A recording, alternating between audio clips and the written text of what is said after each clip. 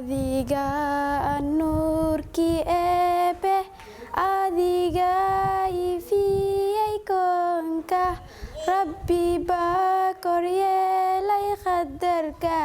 yaa imaam alambiyaai dadka oo idil dhammaantood adiga ka siiyey diinta. magacaygu waa Sundus Cabdinaasir Maxamed Ras Cabdiraxmaan Abu Bakar. Sundus quraanka ma dhamaysan? ها maasha Allah naqtiin kalmaad ma tahay? ها okay soo dhawow su'aal diini lagu weydiin doonaa haddaad ka jawaabto awal mar ayaad leedahay waxaad sheegtaa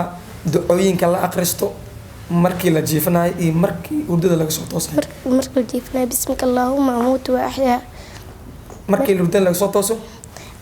الحمد لله الذي أحيانا بعد ما أماتنا وإليه النشور لا إله إلا الله وحده لا شريك له له الملك وله الحمد وهو على كل شيء قدير سبحان الله والحمد لله ولا إله إلا الله الله أكبر ولا حول ولا قوة إلا بالله العلي العظيم ربي اغفرني الحمد لله الذي عافاني في جسدي ورد علي روحي وأدن لي بذكري. ما شاء الله ما شاء الله ما شاء الله ما دام سؤال ka jawaab awal mar ayaad leedahay waxaad sheegtaa ducada markii guriga la galaayo بسم الله ولدنا وبسم الله خرجنا وعلى ربنا توكلنا. markii laga soo baxayo guriga بسم الله توكلت على الله ولا حول ولا قوة إلا بالله اللهم إني أعوذ بك أن أضل أو ضل أو أزل أو زل أو ظلم أو ظلم أو جهل أو جهل عليه.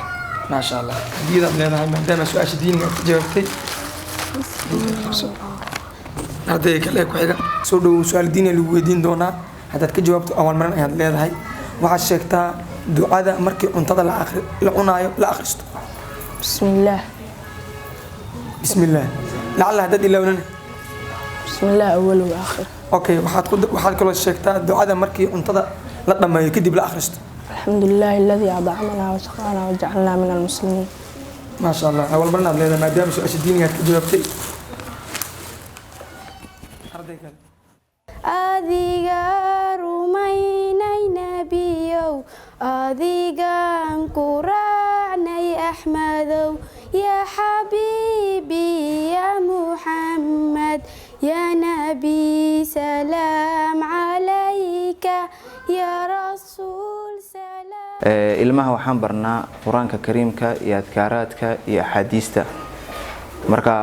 waxaan mustaqbalka rajeynaynaa ubad fiican oo muslimiin ah inay soo baxaan oo mujtamaca wax ku soo kordhin karno caqabado waa ay jiraan saana weydiiso oo xagga waalidiinta ah oo kormeerka inay yarta xagga guryaha ilmaha inay wax aqriyaan dadkeena badanaa ma ahan dad u jajaban xagga barashada diinta iyo maadigaba kaliya waxa u maleeyaa madaarista kaliya wax lagu barto oo akhriska guryaha iyo meelahaas uusan gaarin